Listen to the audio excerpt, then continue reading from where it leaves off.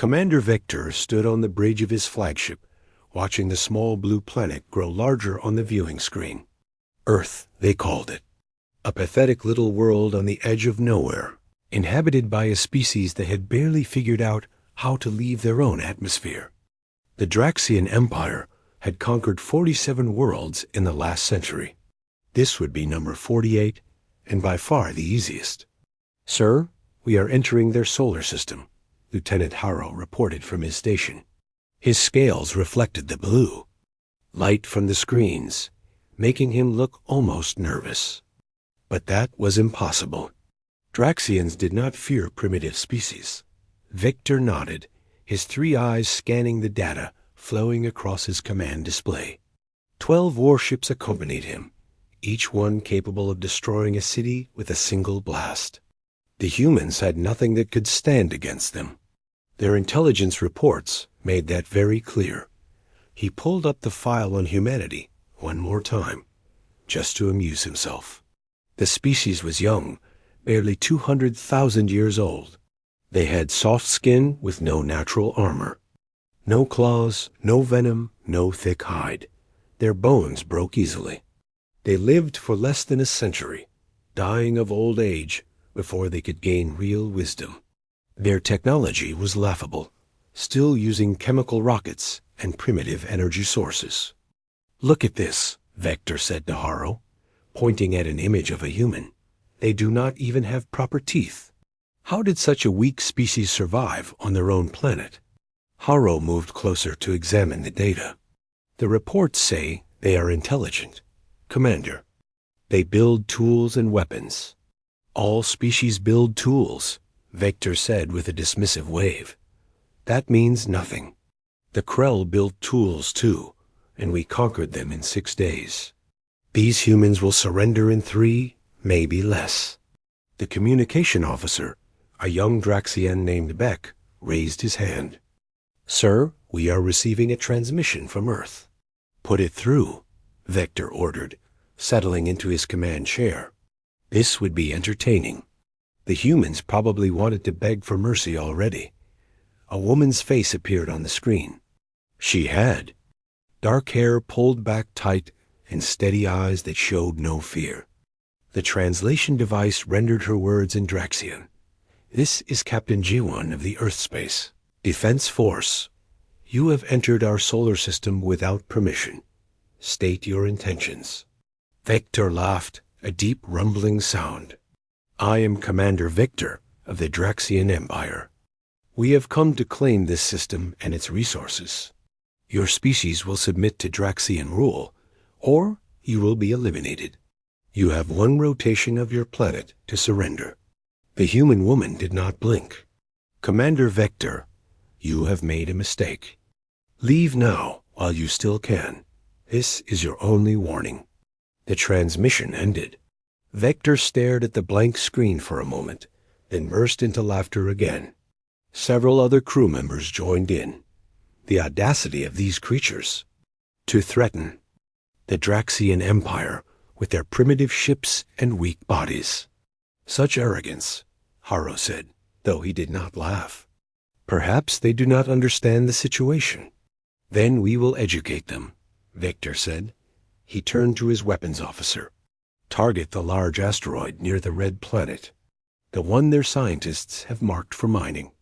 Destroy it completely. Let them see what our weapons can do." The weapons officer worked his controls. A moment later, 3 of the warships fired their primary cannons. Beams of concentrated energy crossed the distance in seconds, striking the massive asteroid. The rock, which was over 2 kilometers wide, simply ceased to exist. One moment it was there, the next it was vapor and scattered debris. "Transmission to the humans," Victor ordered.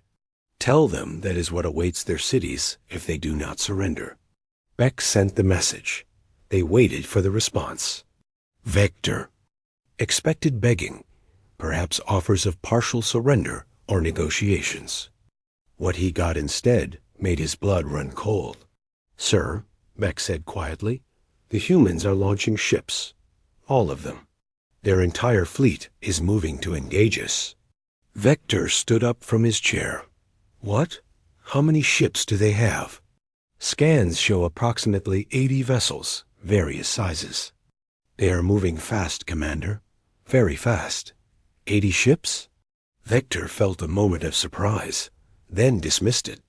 Numbers meant nothing without power. Let them come. We will destroy them all and then take their planet. All ships, prepare for combat. This will be over quickly. The human fleet approached rapidly.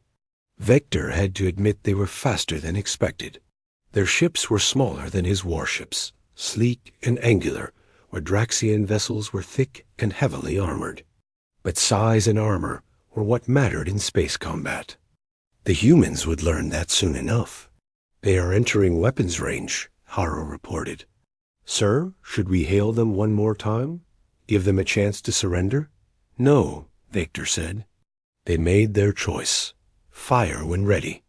The Draxian fleet opened fire. Energy beams lanced through space, striking the leading human ships. Explosions bloomed in the darkness as 3 human vessels took direct hits. Their shields, if they even had shields, were worthless against Draxian weapons. But the humans did not retreat. They did not even slow down. Instead, they spread out in a pattern that made no sense to Vector.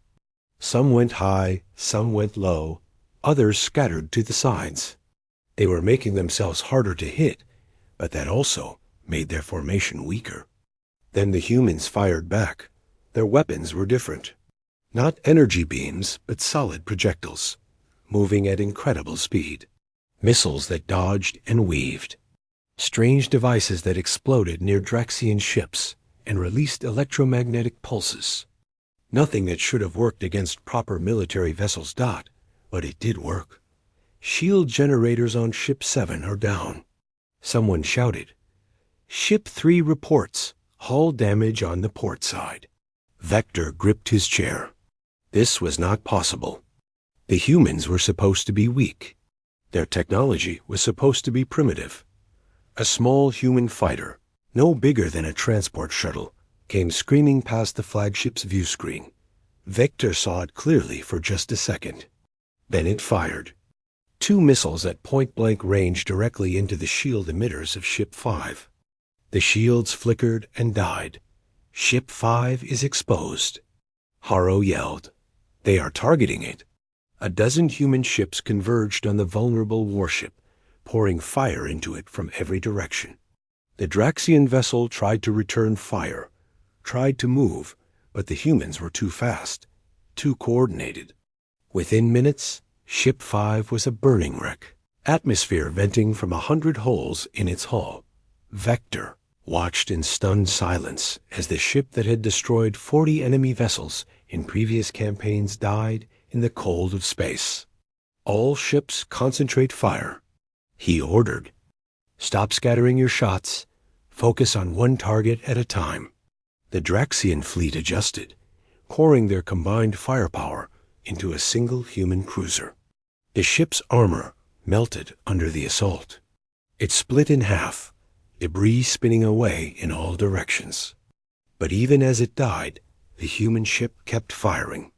Even as its crew must have known they were finished, they launched every weapon they had. One of those weapons struck Ship 9's engine core. The explosion was visible even from the flagship, a bright flash that left Ship 9 drifting and powerless. What kind of species fights like this? Haro whispered. They know they are going to die, but they keep attacking. Vector had no answer. In all his years of military service, he had never seen anything like it. When other species knew they were beaten, they retreated. They tried to save their ships and crew. These humans acted like they did not care about survival at all. The battle raged on. The humans lost ship after ship, but each one took a terrible toll on the Draxian fleet. They used tactics that made no sense, strategies that seemed designed to trade their lives for damage to the enemy. One human pilot deliberately crashed his exploding fighter into a Draxian cruiser's weapons array, destroying half their firing capacity before the ship could react. After 2 hours, Vector looked at his tactical display and felt something he had never experienced in battle before. Fear. The battle had been going for 3 hours now, and Vector could not believe what he was seeing. His fleet had destroyed 23 human ships. That should have broken their will to fight.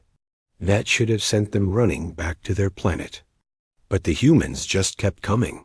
Ship 2 is reporting critical damage to their main reactor, Haro said, his voice tight with stress.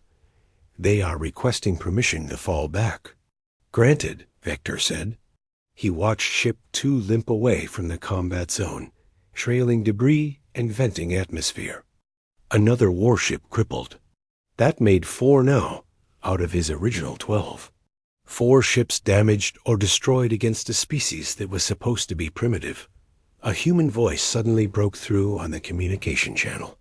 It was that same woman from before, Captain G1. Commander Vector, you are losing this fight. Withdraw now, and we will let you leave. Let them leave? The arrogance of it made Vector's blood boil. You have lost more ships than us. He snarled back. Your fleet is being destroyed. There was a pause. Then G1 spoke again, and her voice was calm, almost sad. We have more ships, Commander. We always build more ships. The question is, do you have more? The transmission ended. Vector stared at the screen, trying to process what she had said. Did they really have more ships? How many? And why did she sound sad about it? Sir, look at this, Haro said, pulling up a tactical display. The humans are not fighting to protect anything. They are not trying to defend their planet or retreat to a safe position. They are hunting us. Vector looked at the display and realized Haro was right. The human ships were not moving in defensive formations. They were stalking the Draxian fleet like predators hunting prey. Every time a Draxian ship tried to maneuver, human vessels were already there, cutting off escape routes and forcing combat. A young pilot named Minho was leading a squadron of 6 fighters. Vector watched on the tactical display as Minho's group attacked Ship 11. The fighters were so small, they barely registered as targets, but they moved like insects, impossible to hit. They swarmed around the warship, firing at weak points in the armor. Ship 11 tried to swat them away with point defense weapons, but the humans were too fast. 3 of the fighters died in balls of fire, but the other 3 kept attacking. One of them, Minho's fighter, flew directly at the ship's bridge. He is going to hit us. The weapons officer on Ship 11 screamed over the communication channel. He is not pulling away. At the last second, Minho fired his ejection pod. The small capsule shot away from the fighter at high speed, while the fighter itself, still moving at full thrust, slammed into the warship's command center. The explosion tore through 3 decks. Ship 11 went dark, all systems failing. Vector could not understand it. The pilot had destroyed his own ship, his only protection in space, just to damage 1 warship. That was insane. That was suicide. No rational being would do that. But Minho was not dead. Vector watched as a human rescue ship swooped in, caught the ejection pod, and pulled the pilot to safety. Within minutes, the same pilot was in another fighter, ready to attack again. They treat their ships like ammunition, Haro said quietly. Like something to be used and thrown away. Pull back, Vector ordered. All ships retreat to defensive positions. We need to regroup. The Draxian fleet began to withdraw, moving back toward the outer system. The humans did not pursue aggressively, but they did not leave either. They maintained position, watching, waiting. Vector sat in his command chair and tried to think. This was supposed to be simple. Threaten the humans, they surrender. The Draxian Empire gains another world. That was how it always worked. But these humans did not follow the rules. They did not act like any other species he had encountered. Beck, he said to his communication officer, access the human information networks. I want to know everything about these creatures. Their history, their culture, everything. Sir, breaking into their networks will take time, Beck replied. Then start now. I need to understand what we are fighting. While Beck worked, Victor reviewed the battle data. The numbers told a strange story. The humans had lost more ships, that was true. But the Draxians had lost more total firepower. Every human ship seemed to be designed to cause maximum damage, even while dying. Their weapons were less powerful than Draxian weapons, but they used them more effectively. Sir, I have accessed some of their databases, Beck said after an hour. You should see this. Vector pulled up the data on his screen. What he saw made no sense at first.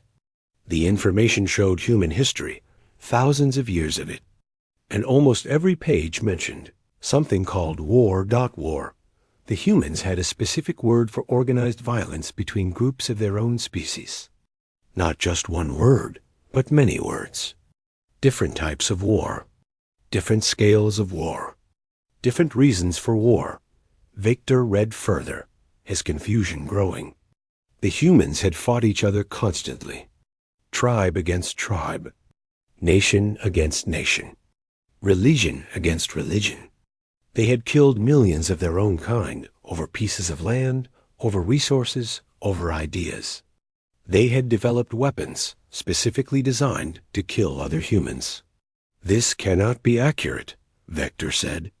No species fights itself this much and survives. I have verified the data, sir, Beck replied. It appears to be their actual history. Haro came over to look at the screen. He read in silence for several minutes, then stepped back. Commander, I think we made a terrible mistake. These humans are not weak. They are not primitive. They are survivors of something we cannot imagine. What do you mean? Vector asked. Look at this, Haro said, pointing to a section about something called World War II. In just 6 years, they killed over 60 million of their own species. 60 million. That is more than the total population of 12 Draxian worlds. And they did it with technology from almost 100 years ago. Vector read the details. Bombs that destroyed entire cities. Weapons that killed thousands in minutes. Tactics designed for mass slaughter. And the humans had used all of it against themselves. Here, Beck said, pulling up another file. Look at their modern weapons. These are what they call nuclear missiles. The screen showed a device that used atomic reactions to create massive explosions. One bomb could level a city. The humans had built thousands of them. They had pointed them at their own cities, at their own people, ready to destroy themselves if necessary. Why would anyone build such things? Vector whispered. To win, Haro said simply. They would rather destroy everything than lose. Another transmission came through. This time it was not Captain G1. It was a young woman named Haijin, her voice pleasant and calm. Commander Vector, we have been listening to your communications. We know you have been studying our history. Good.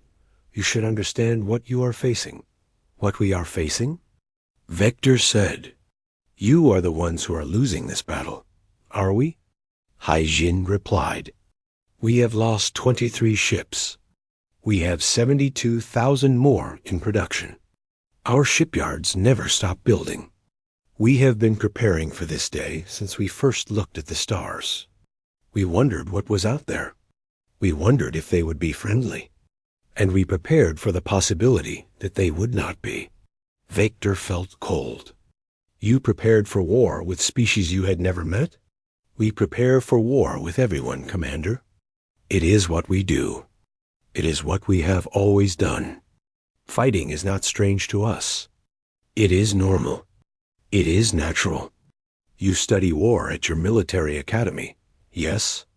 We study it in our schools. Every child learns about strategy and tactics. Every adult knows how to fight. Because on Earth, if you do not know how to fight, you die. The transmission ended. Victor sat in silence, processing what he had heard. Around him, the bridge crew worked quietly, but he could feel their fear. They had heard the transmission too. They were beginning to understand. A proximity alarm blared. "Sir, 3 human ships are approaching our position," the sensor officer reported. "They are not attacking. They appear to be circling us. What are they doing?" Vector demanded. "I do not know, sir. They are just watching. Like predators," Victor thought. Like hunters sizing up their prey before the kill. He looked at the tactical display and saw the 3 human ships moving in a slow orbit around his fleet, watching, waiting, making sure the Draxians knew they were there. "Get me a communication line to the Draxian High Command," Victor said quietly. "Tell them we need reinforcements. Tell them Earth is not what we thought it was." Victor spent the next 12 hours reading every piece of human history he could access. He did not sleep. He could not sleep. Every file he opened made his fear grow deeper. The humans were not just violent. They were systematically, relentlessly, impossibly violent. He found records of something called the 100 Years' War. It lasted 116 years. Humans fought each other for over a century. Generations were born, lived, and died while the fighting continued. That was longer than the entire span of Draxian recorded history. He found records of the Mongol invasions. One human leader named Genghis killed so many people that forests grew back where cities had been. The death toll was so high that the planet's temperature dropped because there were fewer humans burning fuel. He found records of the 30 Years' War, where humans killed 30% of the population in some regions. Records of the Crusades, where humans traveled thousands of miles just to kill other humans they disagreed with. Records of colonial wars, civil wars, religious wars, wars over trade, wars over honor, wars over insults. They never stop, Victor muttered to himself. They never stop fighting. Haro approached him with another data pad. "Sir, you need to see this. I found their military terminology." Vector took the pad and started reading. The humans had specific words for everything related to combat. They had 20 different words for types of soldiers, 50 words for different weapons, 100 words for different tactics and strategies. They had terms like acceptable losses, which meant deaths you were willing to accept to achieve your goal. They had concepts like total war, which meant using every resource, destroying everything until one side was completely defeated. They had phrases like scorched earth, which meant burning your own land so the enemy could not use it. "This one," Haro said, pointing to a specific entry. "Mutually assured destruction. Do you understand what that means?" Vector read it carefully. It was a strategy from their Cold War period. 2 human nations had built enough nuclear weapons to destroy all life on the planet. They pointed these weapons at each other and promised that if one side attacked, the other would launch everything they had. Both sides would die. Everyone would die. The entire planet would become uninhabitable. "This is madness," Vector said. "Why would anyone accept such a strategy?" "Because it worked," Haro replied. Neither side attacked. The fear of total destruction kept them from fighting. They were willing to end their entire species rather than surrender. Vector set down the data pad. His hands were shaking. "What kind of species thinks like this?" "A species that evolved as predators," said a new voice. Victor spun around. Captain Jiwan's face was on the main screen. She must have hacked into their communication system. "How long have you been listening?" he demanded. "Long enough," Jiwan replied. "I can see you are learning about us. Good. You should know what you attacked." "You are monsters," Vector said. "You kill your own kind without hesitation." "Yes," Jiwan agreed. "We do. We have done it for thousands of years. Do you know why? Vector said nothing. Because on Earth, everything is trying to kill you, Jiwan continued. Our planet has predators with claws and teeth. It has diseases that wipe out millions. It has weather that destroys cities. It has volcanoes and earthquakes and hurricanes. And most of all, it has other humans. We learned very early that the most dangerous thing on Earth is another human.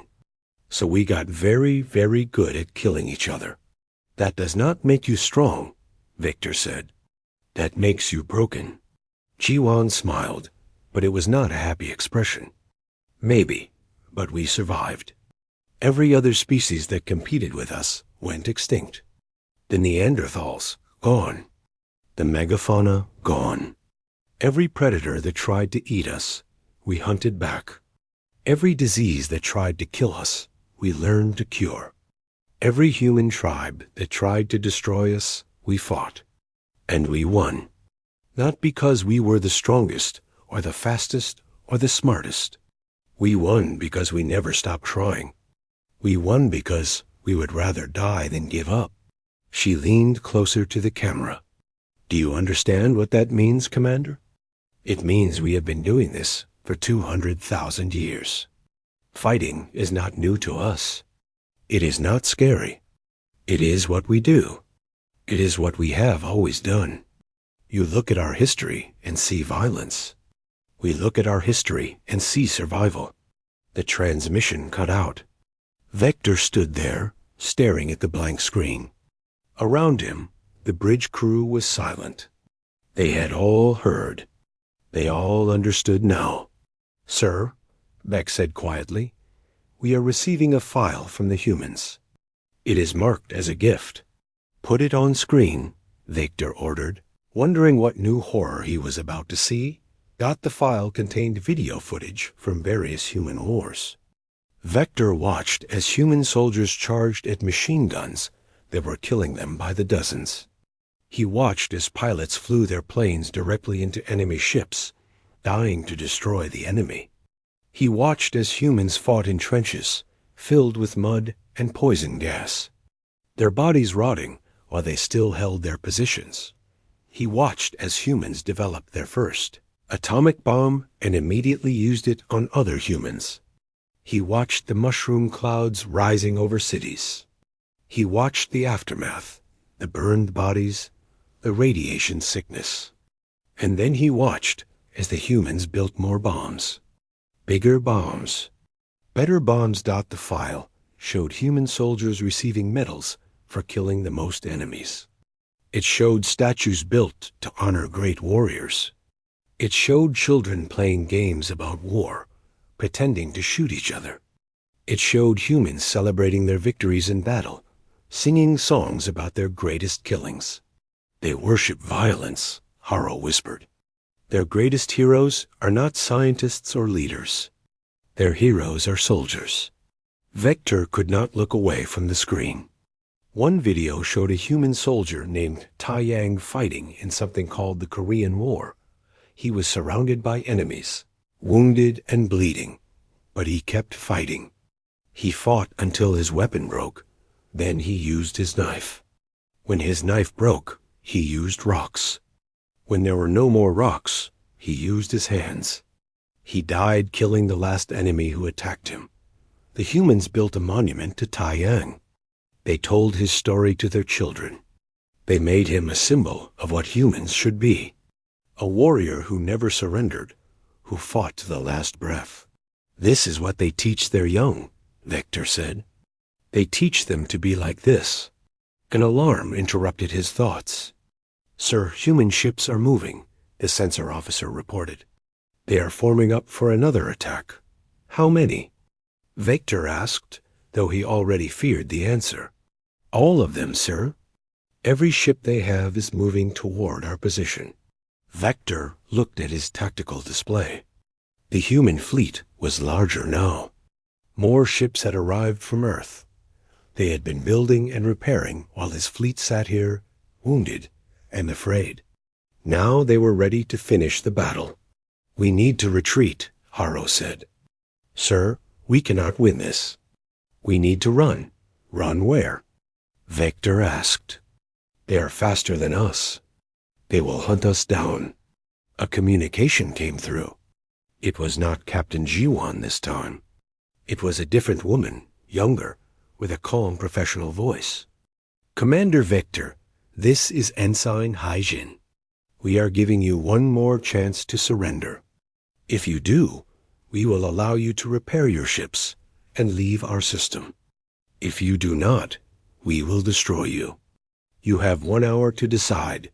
The transmission ended. Vector looked at Haro, then at the rest of his bridge crew. They were all looking at him, waiting for orders. These were Draxian warriors, trained from birth to fight and conquer. But he could see the fear in their eyes. Send a message to High Command, Vector said slowly. Tell them we are surrendering. Tell them Earth is not to be attacked again. Tell them the humans are not prey. They are predators, the deadliest predators in the galaxy. Sir, we cannot surrender, Haro said. The shame, the dishonor. Vector looked at the screen, at the human fleet gathering for the final attack. There is no honor in dying stupidly, he said.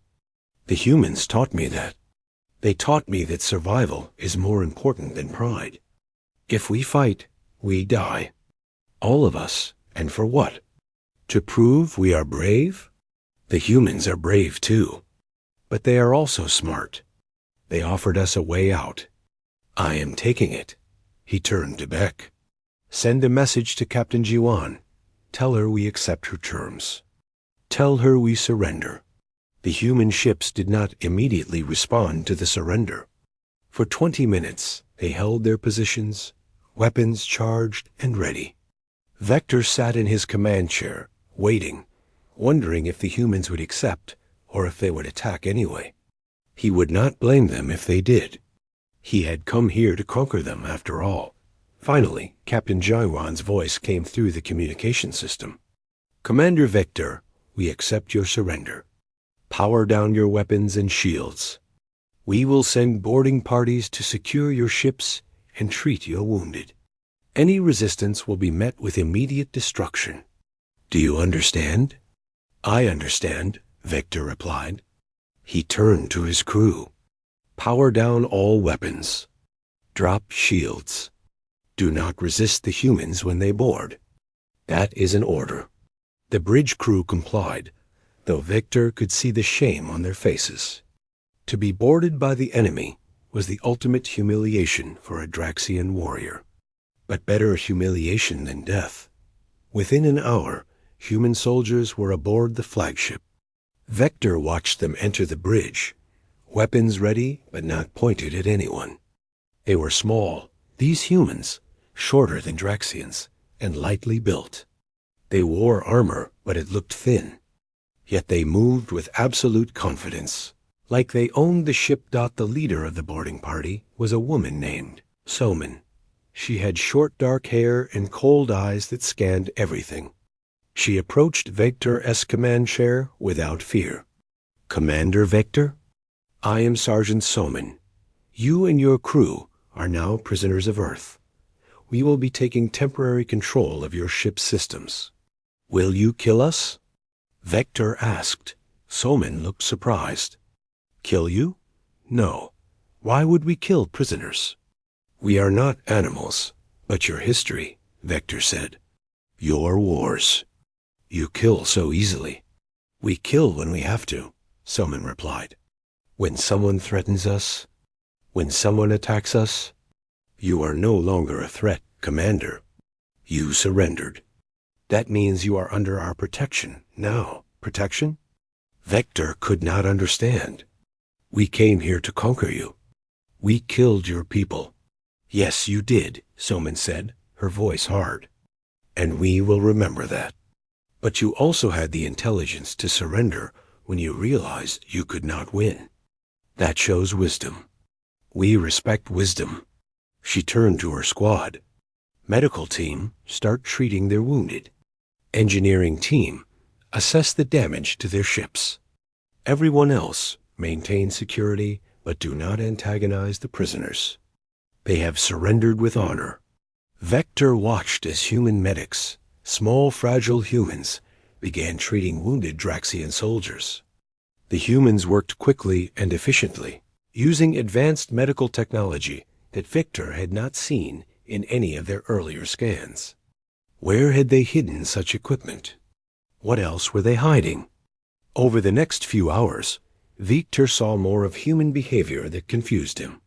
They were gentle with the wounded, even the Draxian wounded who had been trying to kill them hours before. They shared their food with prisoners who were hungry. They treated everyone with basic dignity. But underneath that gentleness, Victor could see something harder. The human soldiers never relaxed. Their weapons were always ready. Their eyes constantly scanned for threats. They were kind, but they were not soft. They were like a sheathed blade, dangerous but controlled. Captain Jiwan came aboard the flagship later that day. She walked onto the bridge with just 2 guards, showing no fear. Vector stood to face her, and for the first time, they met in person. She was shorter than him, as all humans were shorter than Draxians. But she looked at him without lowering her eyes, without showing any submission. "Commander Vector," she said, "we need to talk." "About what?" Vector asked. "About what happens next." "Sit, please." They sat at the command table. Jiwan pulled up a holographic display showing the battle damage on both sides. "You lost 4 ships completely destroyed, 3 more that will never fly again. We lost 23 ships destroyed, 11 more damaged beyond repair. In terms of pure numbers, you did more damage to us than we did to you. Then why did we lose?" Vector asked. "Because we can replace our losses, and you cannot," Jiwan said simply. "We build faster than you. We have more resources. We have more people willing to fight. But more importantly, we were willing to accept our losses. You were not." She changed the display to show human casualty reports. 3,047 humans died in this battle. Every single one of them volunteered to be here. Every single one knew they might die. And they came anyway, because they believed protecting Earth was worth their lives. "That is insane," Vector said. "Maybe," Jiwan agreed. "But it is also why we won. You came here thinking we would be easy prey, because we are physically weak. You did not understand that strength is not just about muscles or armor. Real strength is about will, about refusing to give up, about being willing to pay any price to protect what matters." She stood and walked to the viewing window, looking out at the damaged ships floating in space. "Do you know what my people call this kind of battle, Commander? We call it a Pyrrhic victory. It means we won, but at a terrible cost. I lost friends today. People I trained with. People I cared about. Their deaths hurt me. But I would make the same choice again, because the alternative was surrendering our freedom to you." Vector joined her at the window. "I have been reading about your wars. Your species has been fighting for thousands of years. When does it end? When do you stop?" "When we do not have to fight anymore," Jiwan said. "When everyone in the galaxy understands that attacking us is pointless. When peace is more beneficial than war. Until then, we prepare. We build. We train. Because the moment we let our guard down, the moment we become weak, someone like you will come and take everything from us." "You think we are all like me?" Vector asked. "I know you are not all like you," Jiwan replied. "But it only takes one warlike species to destroy a peaceful one. So we cannot afford to be peaceful. Not yet. Maybe someday, when we are strong enough that no one dares attack us. When everyone knows that the price of fighting humans is too high. Then maybe we can stop preparing for war." She turned to face him. "That is why you need to leave, Commander. You need to go back to your empire and tell them what you learned here. Tell them that humans are not easy prey. Tell them that attacking us costs more than any victory is worth. Make sure they understand. They will not believe me, Vector said. They will think I am a coward who gave up too easily. Then show them the battle recordings. Show them your casualty reports. Show them what we did to your fleet. Make them understand. She paused. Or, if they do not believe you, they can come here themselves and learn the lesson the hard way. But I promise you, Commander, the lesson will be much more painful for them than it was for you. A proximity alarm sounded. Beck, who was still at his station, looked up with fear. Sir, human reinforcements have arrived. 20 new ships just entered the system. Vector looked at Jiwan with shock. More ships? But the battle is over. Those are not warships, Commander, Jiwan said. Those are repair vessels and supply ships. We are going to fix your damaged ships so you can go home. We are not monsters. We do not leave people stranded in space to die slowly. You will get your ships back, you will get supplies for the journey, and you will leave our system. That is the deal. Why? Vector asked. Why show mercy to an enemy? Because mercy is strength too, Jiwan said. Because treating prisoners well costs us little and gains us much. When you go home and tell your people about this battle, you will tell them we were fierce warriors. But you will also tell them we were fair, that we showed honor even to those who showed us none. That will make some of them think twice before attacking us. That will save lives, both human and alien. She started toward the exit, then paused. There is something else you should understand, Commander. We did not enjoy this battle. Every human death weighs on me. Every ship we lost represents families who will grieve. We are good at war, yes. We have practiced it for thousands of years. But that does not mean we love it. We would much rather live in peace. The problem is, peace requires that everyone agree to it. And until they do, we have to be ready to fight. After Jiwan left, Victor sat alone in his quarters, thinking about everything he had seen and heard. The humans were not like any species he had studied. They were contradictions. Violent but merciful. Strong but gentle. Ready to die but desperate to live. He pulled up the human history files again and read about something called the aftermath of World War II, after the most destructive war in human history. The winners helped rebuild the losers. They sent food and medicine to people who had been their enemies days before. They created organizations to prevent future wars. But they also built more weapons. Better weapons. Just in case peace did not last, that Victor realized was the key to understanding humans. They always hoped for peace, but always prepared for war. They were optimists with weapons. They wanted to believe the best about others, but were ready if that belief proved wrong. Commander, Haro said, entering the quarters. The humans have finished repairing Ship 6. They are moving on to Ship 7 now. They work very fast. Yes, Victor said. They do everything fast. Build fast. Fight fast. Even show mercy fast. It is like they are always in a hurry. Maybe they are, Haro suggested. Their lives are so short. Perhaps that is why they move so quickly. They do not have time to waste. Vector had not thought of that. Humans lived for less than a century. From their perspective, every day mattered. Every hour was precious. No wonder they fought so fiercely to protect their lives. They had so little time to begin with. 3 days after the battle, the Draxian fleet was ready to leave. The humans had repaired the damaged ships, restocked their supplies, and even returned the bodies of the Draxian dead with full military honors.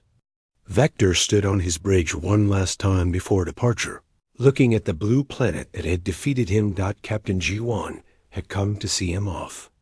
She stood beside him at the viewing window, both of them silent for a moment. Finally, she spoke. "What will you tell your people when you get home, Commander?" "The truth," Vector said. "That I failed.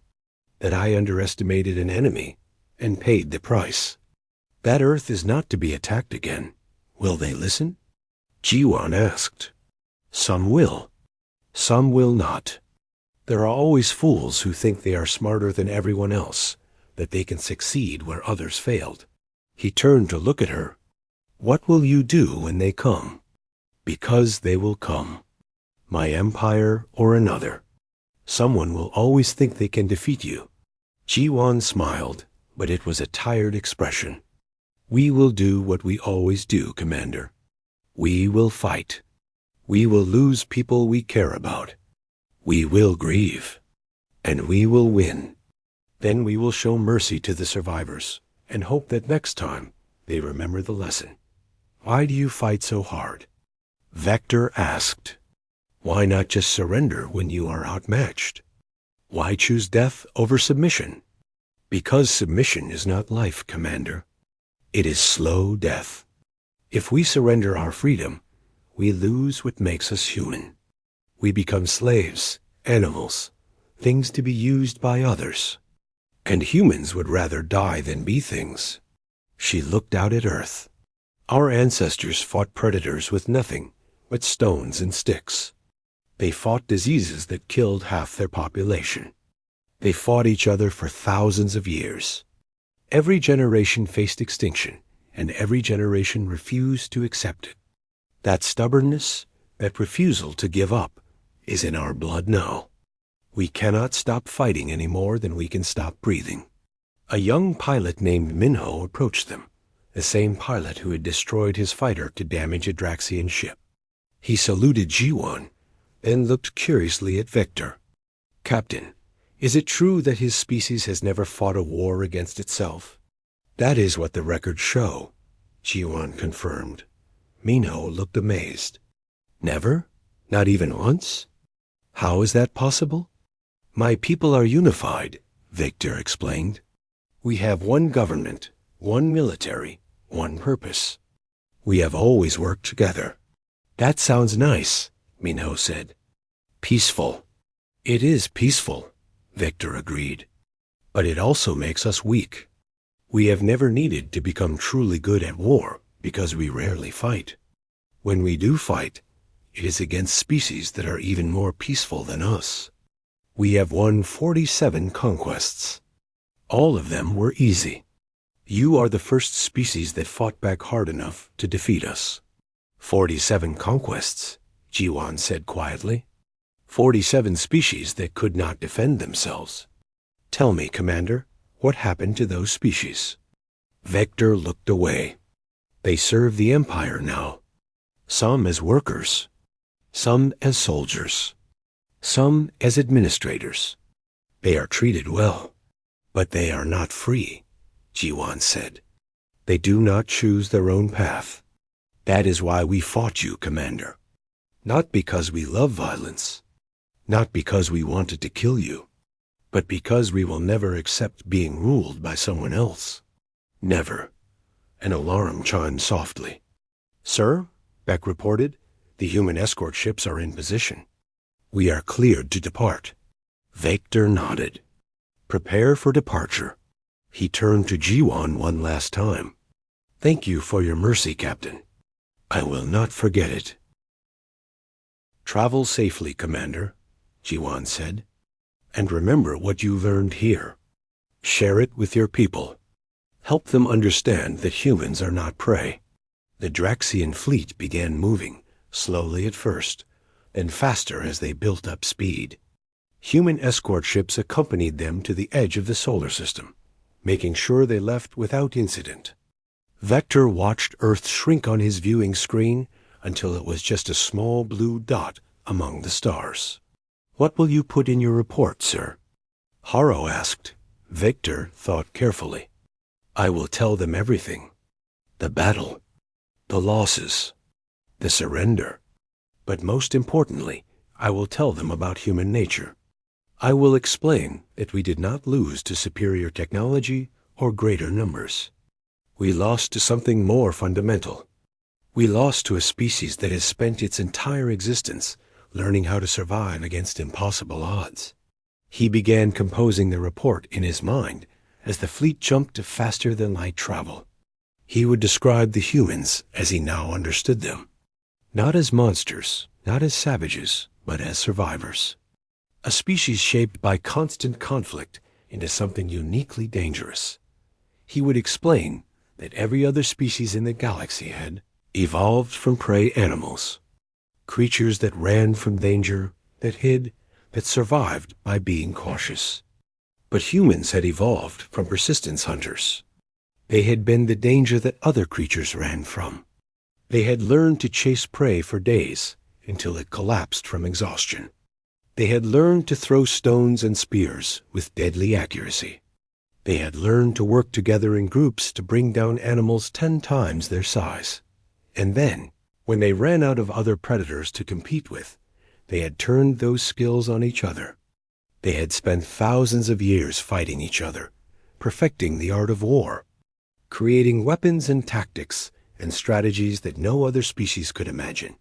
They are apex predators, Victor would write, not because of their bodies, but because of their minds. They think like hunters. They plan like hunters. And when cornered, they fight like hunters. They do not run. They do not hide. They attack. The report would warn the Draxian Empire to leave Earth alone, to mark it as forbidden's territory, to spread word throughout the galaxy that humans were not to be threatened or attacked, because any attack on humans would be met with a response so fierce, so relentless, that the attacker would regret it. Do you think they will listen? Harrow asked, as if reading his thoughts. Some will, Vector said. The wise ones. The cautious ones. But there will always be fools who think they are different, that they can succeed where I failed. Those fools will go to Earth, and the humans will destroy them. And each time that happens, the lesson will become clearer to the rest of the galaxy. What lesson? Harrow asked. That humans are not to be conquered, Vector said. That they can be traded with, negotiated with, even befriended, but never conquered, never ruled, never made into subjects or slaves, because humans would rather burn the galaxy than accept chains. Weeks later, Vector's fleet arrived back at Draxian space.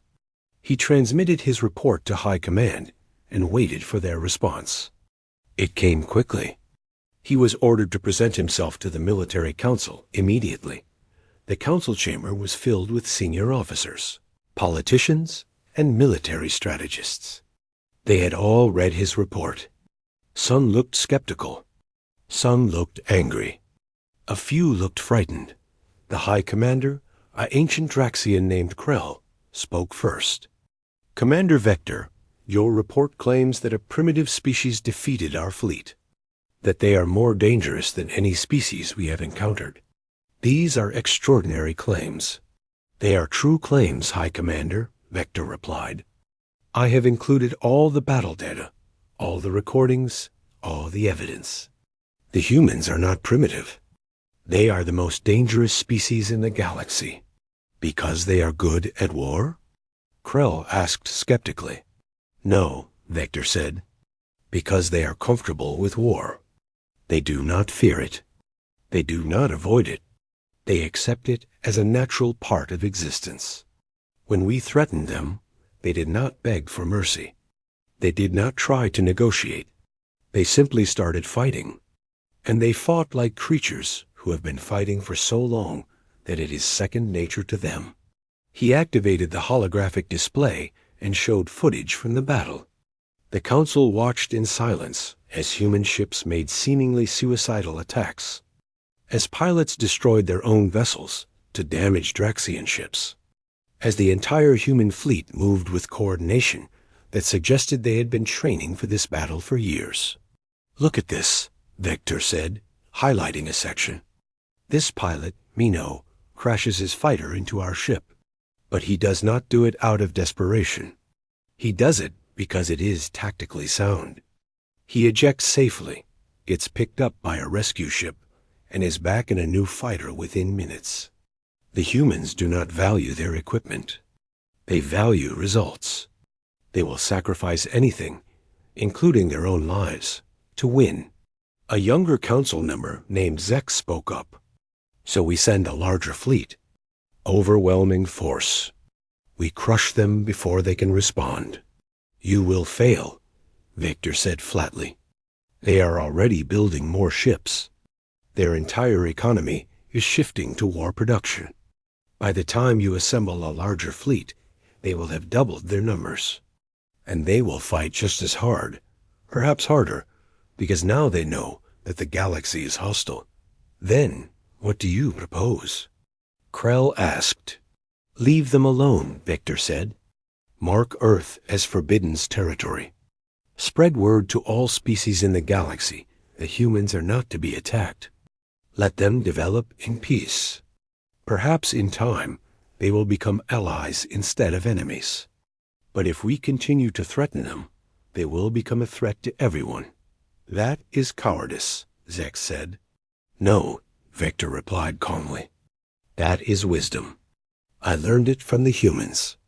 They offered me mercy when they could have destroyed my fleet. They repaired my ships and let me leave. They showed strength through restraint. That is not cowardice. That is power. The council debated for hours. In the end, they voted to accept Victor's recommendation. Earth would be marked as a restricted zone.